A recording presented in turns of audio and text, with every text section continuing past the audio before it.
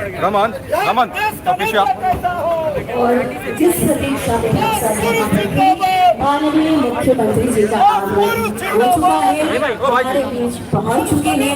हम बहुत बहुत स्वागत अभिनंदन करते हैं और आप सभी से हमारा विनम्र अनुरोध है कि कृपया हम तालियों के साथ स्वागत करें माननीय मुख्यमंत्री महोदय का। बहुत बहुत स्वागत, बहुत बहुत अभिनंदन।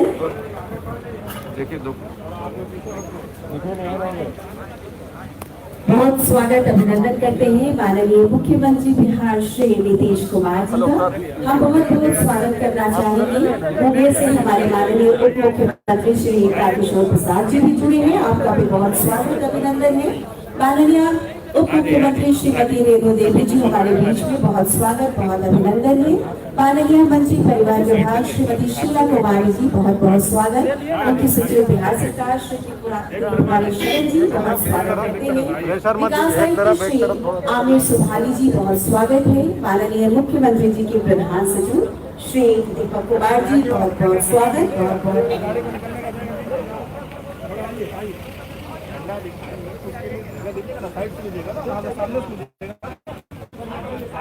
हमारे अतिथि वृंद पंचासीन में मंच पर पहुंच गए हैं। आज उनके कर कमलों से, माननीय मुख्यमंत्री जी के कर कमलों से अनेक कार्य किए जाने हैं। जी हाँ, लेकिन तो सबसे पहले हम स्वागत करना चाहेंगे माननीय मुख्यमंत्री महोदय का और मंचासीन सभी माननीय अतिथि वृंद का।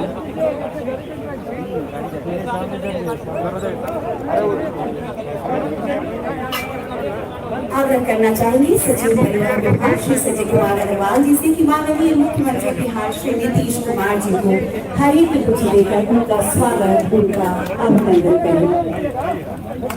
बहुत बहुत स्वागत, जोरदार तालियों से हम सब स्वागत कर रहे हैं। अब हम आग्रह करना चाहेंगे सचिव परिवार विभाग से माननीय उप मुख्यमंत्री श्रीमती रेणु देवी जी का स्वागत करें हरित कुछ देकर। पूरा हम आग्रह करना चाहेंगे राज्य परिवहन आयुक्त श्रीमती सीमा त्रिपाठी जी, माननीय मंत्री परिवहन विभाग श्रीमती शीला कुमारी जी का स्वागत। सचिव परिवहन विभाग से हमारा अनुरोध है कि सचिव बिहार सरकार श्री राजेश्वर जी का स्वागत किया जाए। हमारा अनुरोध है कि विकास आयुक्त श्री आमिर सुभानी जी का स्वागत किया जाए। हमारा करना चाहेंगे राज्य परिवहन आयुक्त, आपसे अनुरोध है कि आप स्वागत करें माननीय मुख्यमंत्री के प्रधान सचिव श्री दीपक कुमार जी। आप उस कोने में जाइए, आईपीएडी के हाथ उस कोने में जाइए। आराम करेंगे प्रशासन police RTC Shri Shyam Kishore sir, आपसे हम अनुरोध करते हैं कि आप स्वागत करें सचिव सूचना एवं जनसंपर्क विभाग श्री अनुपम सर का। बहुत बहुत स्वागत, बहुत बहुत अभिनंदन। और साथ ही हम प्रतीक चिन्ह भी देना चाहेंगे, तो हम आग्रह करेंगे पुनः सचिव परिवहन विभाग श्री संजय कुमार अग्रवाल जी से कि आप माननीय मुख्यमंत्री बिहार श्री नीतीश कुमार जी को प्रतीक चिन्ह भेज करें। विशेष अवसर का यह विशेष प्रतीक चिन्ह। पुनः हम आग्रह करेंगे सचिव परिवहन विभाग से कि माननीय उप मुख्यमंत्री श्रीमती रेणु देवी जी को भी भेज करें प्रतीक चिन्ह। राज्य परिवहन आयुक्त श्रीमती सीमा त्रिपाठी जी भेज करेंगी माननीय मंत्री परिवहन विभाग श्रीमती शीला कुमारी जी को प्रतीक चिन्ह। सचिव परिवहन विभाग अनुरोध आपसे कि मुख्य सचिव बिहार सरकार श्री कुमारी शरण जी को आप समर्पित करें, भेज करें। पुनः आपसे अनुरोध विकास आयुक्त श्री आमिर सुभानी जी को भेज करें प्रतीक चिन्ह। और अब हम आग्रह करेंगे राज्य परिवहन आयुक्त श्रीमती सीमा त्रिपाठी जी, माननीय मुख्यमंत्री जी के प्रधान सचिव श्री दीपक कुमार सर को भेज करें प्रतीक चिन्ह। और प्रशासक बीएस आरटीसी श्री श्याम किशोर जी भेज करेंगे सचिव सूचना एवं जनसंपर्क विभाग श्री अनुपम सर को प्रतीक चिन्ह। चलिए सर, चलिए चलिए। बहुत बहुत आभार और धन्यवाद। और हमने का स्वागत कर लिया और अब माननीय मुख्यमंत्री महोदय बीच करेंगे मुख्यमंत्री ग्राम परिवहन योजना के अंतर्गत हमारे बीच में 5 ऐसे लाभुक, वैसे तो 350 को आज हमारे लाभुक हैं हरी झंडी दिखाकर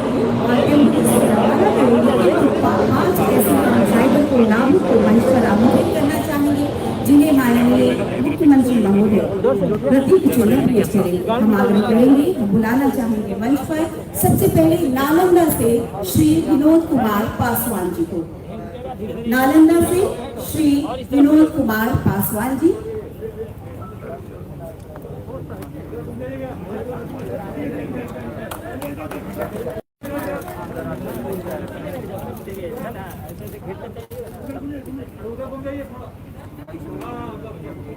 और अब हम बुलाएंगे, जी हाँ, बहुत ही एक खास अवसर है जब कोरोना जैसी वैश्विक महामारी के बीच परिवहन विभाग की पहल भूसेना में बक्सर से महबूब अंसारी।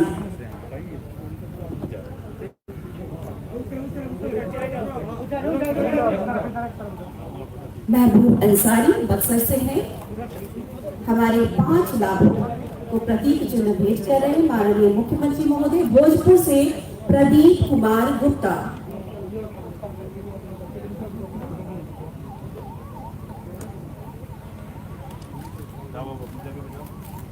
भोजपुर के बाद कैमूर से हम आमंत्रित करेंगे श्री प्रभु दयाल को। कैमूर से प्रभु दयाल जी।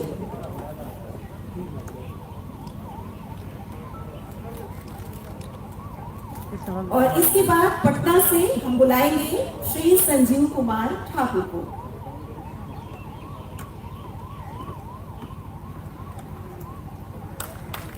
प्रतीकात्मक रूप से हमने मंच पर 5 लाभों को आमंत्रित किया, किंतु आज 350 हमारे लाभुक जिन्हें एम्बुलेंस समर्पित कर आज रवाना होगा ये एम्बुलेंस। और इसके बाद हम अनुरोध करेंगे विभिन्न जिलों के लिए 350 एम्बुलेंस के फ्लैग ऑफ के लिए माननीय मुख्यमंत्री महोदय से हमारा अनुरोध है कि हरी झंडी दिखाएंगे माननीय मुख्यमंत्री महोदय, और बीच को आप सब कृपया खाली कर देंगे।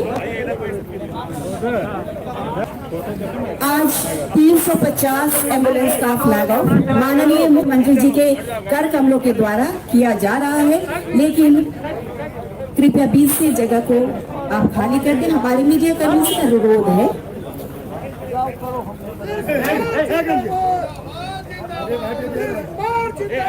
आज हम सब के लिए सम्मान की बात है, क्योंकि कोरोना जैसी वैश्विक महामारी के बीच एम्बुलेंस की शुरुआत, और वो भी 350 विभिन्न जिलों के लिए, बिहार के लगभग सभी जिलों के लिए, और साथ ही साथ 50 सीएनजी बसों के परिचालन का भी शुभारंभ होगा।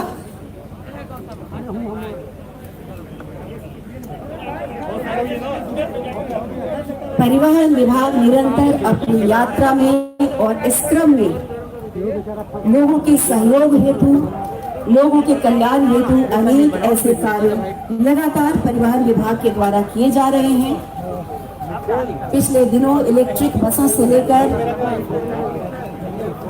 शहरों को जोड़ने से लेकर, राज्य को जोड़ने से लेकर हमने देशों को जोड़ा। परिवहन विभाग ने इस कार्य को संपादित किया, और अब सीएनजी बस यानी आज के दिन 50 सीएनजी बसों के परिचालन का शुभारंभ हरी झंडी दिखाकर माननीय मुख्यमंत्री महोदय और साथ ही साथ मंचासीन सभी माननीय अतिथि वृंद के करकमलों से किया जा रहा है।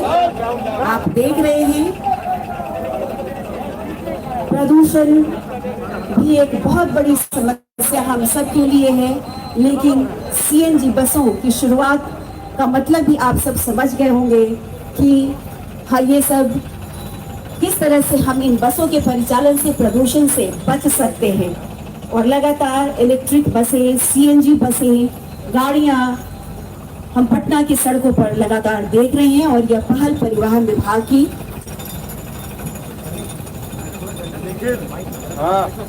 जो इसके रूट है वो गांधी मैदान से दानापुर बस स्टैंड है, गांधी मैदान से दानापुर रेलवे स्टेशन है, गांधी मैदान से पटना साहिब, गांधी मैदान से बेचा आईआईटी है, और एनआईटी से दानापुर हांडी साहब गुरुद्वारा भाया राजापुर। जी हाँ, इन सभी रूटों से होकर गुजरने वाली हैं।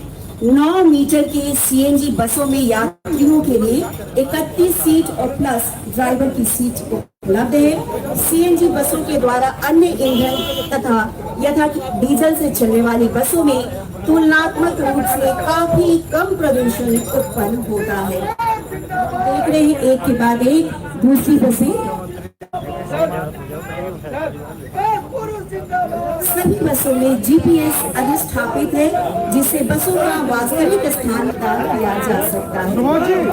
बहुत आभार माननीय मुख्यमंत्री महोदय के प्रति, साथ माननीय उप मुख्यमंत्री महोदय के प्रति और माननीय मंत्री परिवहन विभाग श्रीमती शीला कुमारी जी के प्रति।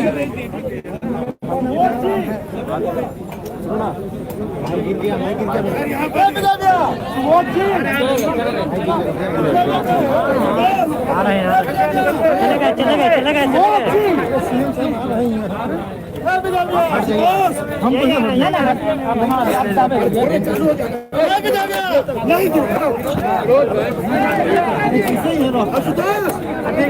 बस आगे मत जाइए कोई और।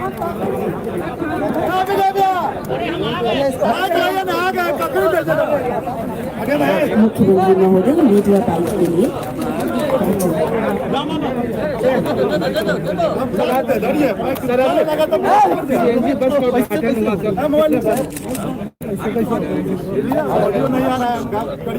वो हमेशा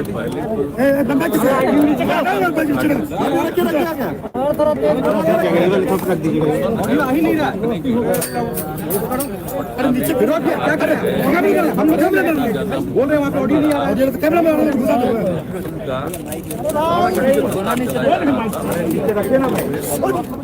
काम किया गया नहीं हो सकता है। अरे हटाओ नहीं नीचे भाई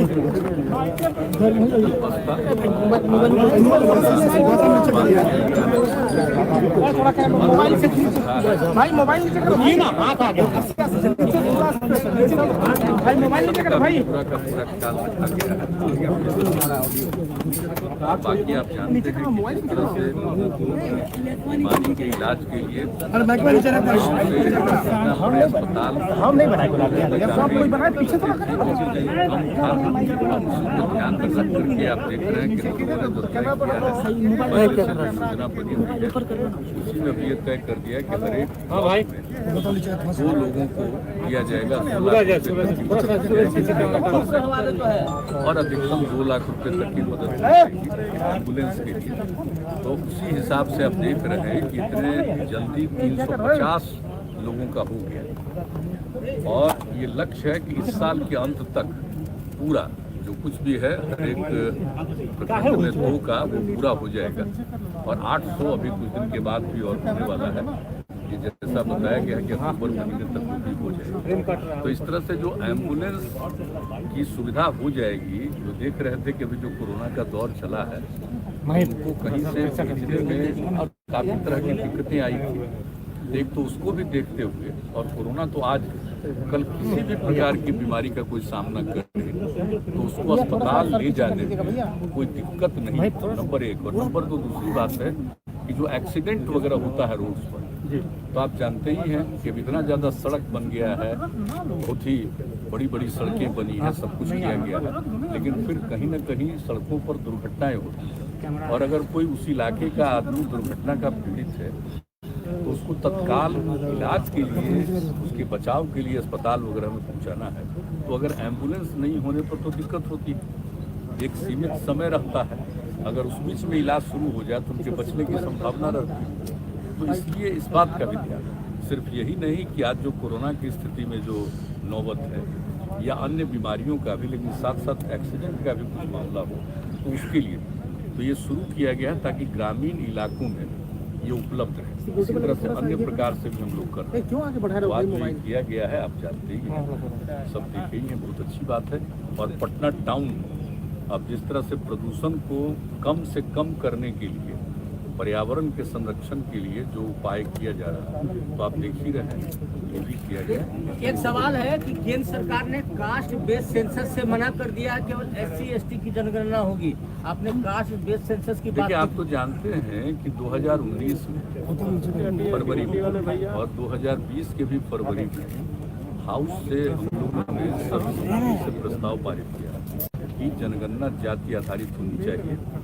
और इसके बारे में तो बराबर आप जानते हैं कि हम लोग का जो विचार है वो आप जानते हैं 90 से ये दिमाग में बात आई और उसके बारे में हम कई बार बता चुके हैं, लेकिन यहाँ पर भी हाउस के अंदर भी इस बातों को रख के 2019 में भी और 2020 में भी, तो वहाँ से भी हम लोगों ने सर्वसम्मति से प्रस्ताव भेजा है। हम तो आग्रह करेंगे कि एक बार जरूर करना चाहिए। अब 10 के बाद कुछ दिन के बाद लोगों ने किया था कास्ट का सेंसस किया, तो उसका तो कोई मतलब आया नहीं, ठीक से हुआ नहीं। तो जो बन करके तैयार हुआ था 13 में, तो 13 के बाद तो कभी पब्लिश नहीं हुआ क्या कि किस इलाके में किस जाति की कितनी संख्या है। एक बार जरूर होना चाहिए कास्ट बेस्ड सेंसस, ताकि मालूम हो जाए और जो गरीब गुरबा तबके के लोग हैं, SC ST के अलावे बाकी जो लोग हैं उनको भी इसका लाभ मिलेगा और पता चल जाएगा कि सही मायने में इनकी संख्या कितनी है। और जब संख्या का पता चलेगा तो आप उनके उद्धार के लिए भी, उनको विकसित करने के लिए काम करें। तो मैं तो पुनः अनुरोध करूँगा कि भाई हम लोगों का है और उधर जो पार्लियामेंट में ये बताया गया कि नहीं हो पाएगा, तो हम लोग तो आग्रह करेंगे कि इस पर जरूर गौर करिए। और हम पहले भी न सिर्फ यहाँ से प्रस्ताव गया है, हमने बातचीत भी की, तो हमारी तो हम लोगों की तो इच्छा है भाई कि होना चाहिए और सब के हित में। सर अवैध बालू खनन वाले लगातार सरकार को चुनौती दे रहे हैं सर। अवैध बालू खनन वाले लगातार सरकार को चुनौती दे रहे हैं सर। और नाव इसके लिए कार्रवाई हो रही है और आप जानते हैं कि किस तरह से इसका जांच किया और जांच करने के बाद जो सरकारी कर्मचारी अफसर हैं उनकी भी कोई भूमिका अगर गड़बड़ दिखाई गई तो उस पर भी कार्रवाई हो रही है। तो पूरी की पूरी कोशिश सरकार की तरफ से और डिपार्टमेंट की तरफ से और बाकी सब कुछ का पुलिस और अन्य विभागों की तरफ से भी इसके मामले में पूरे तौर पर देखभाल किया जा रहा है। वैसे तो हम बराबर कहते हैं कि आप चाहे कुछ भी करिए, कुछ न कुछ तो गड़बड़ करता ही है। आप चाहे कितना कर दिए, दुनिया भर को देख लीजिए, अरे भैया गड़बड़ होती है, क्या करेगा उसके पास। लेकिन इसके लिए पूरा प्रयास करना चाहिए कि इसका समाधान हो, कम से कम गड़बड़ी हो सके। वैसे तो गड़बड़ी होने नहीं देना है, हम लोग का तो लक्ष्य यही है कि कोई प्रकार की गड़बड़ी नहीं होनी चाहिए। अभी भी चल रही है सर। हाँ नहीं, वो देखिए एक एक चीज पर पूरे तौर पर नजर रखा हुआ है लोगों का, और लोग रिपोर्ट करते हैं रेगुलरली। सारे जगह के DM और SP या सीनियर SP ये लोग भी एक एक चीज को देख रहे हैं। और खास करके जिन इलाकों में आप जानते हैं कि सबसे ज्यादा वहाँ से निकलता है बालू, तो उस सब चीजों को भी लोग देख रहे हैं और कहीं कोई गड़बड़ी कर रहा है तो उसको डिटेक्ट करने की कोशिश कर रहे हैं और उस पर एक्शन भी कर रहे हैं और सबको कब्जा में रख करके, और जो सरकार के जो डिपार्टमेंट के नियंत्रण में है उसके माध्यम से जो जहां इसकी उपयोगिता है लोगों को इसको प्रोवाइड करने की भी कोशिश करने में लगे हुए हैं। तो इसके बारे में तो एक मीटिंग हुई है और सब लोग इस काम को कर रहे हैं। तो इतना तो हम जरूर कहेंगे कि देखिए भाई गड़बड़ नहीं करना चाहिए और ठीक से काम करना चाहिए। कोई भी किसी भी चीज को गड़बड़ी करने पर तो पूरे तौर पर कोशिश कर रहा है। और अगर सरकारी तंत्र में भी कोई गड़बड़ है तो उनको भी छोड़ा जाता है। अभी कुछ लोगों को पता चला है तो उनके ऊपर पूरा पूछताछ हो रहा है, सब कुछ कार्रवाई हो रही है। जो जरूरी बात होगी वो यहाँ के सर दैनिक भास्कर के ऑफिस में नहीं चल पा रहा है, पार्लियामेंट नहीं चल पा रहा, फोन टैपिंग मामले पे हम सुप्रीम कोर्ट से जांच केंद्र सरकार क्यों जवाब आया टैपिंग से सर आपने नहीं कहा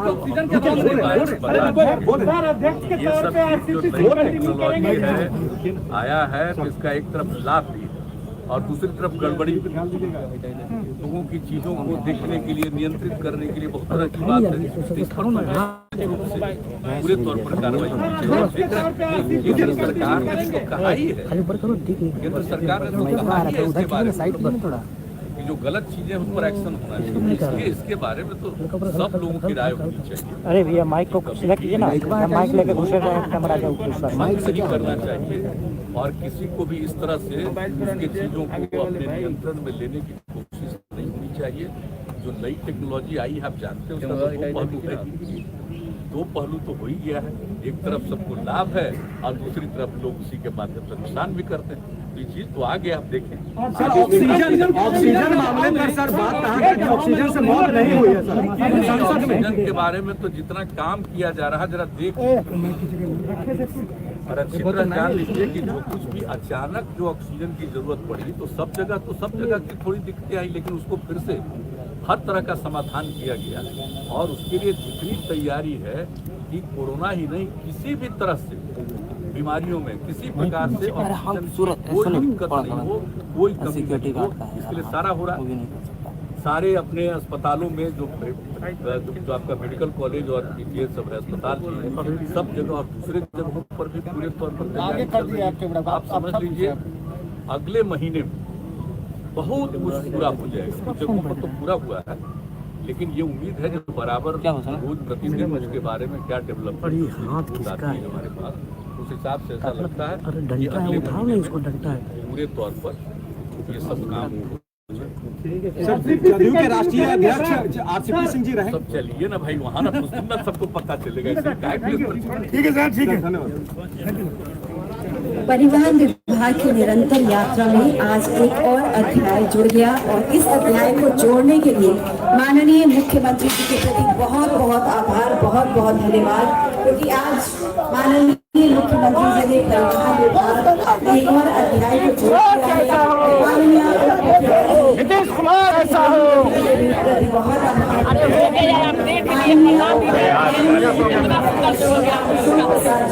हमारे साथ जुड़े उनके प्रति बहुत आभार प्रकट करते हैं। हम बहुत बहुत आभार प्रकट करते हैं माननीय मंत्री परिवार विभाग श्रीमती जिनके नेतृत्व में आज का यह आयोजन हुआ और लगातार परिवहन विभाग में आपके नेतृत्व में अनेक ऐसे कार्य संपादित किए जा रहे हैं जो लोगों के हित से जुड़े हुए हैं। मुख्य सचिव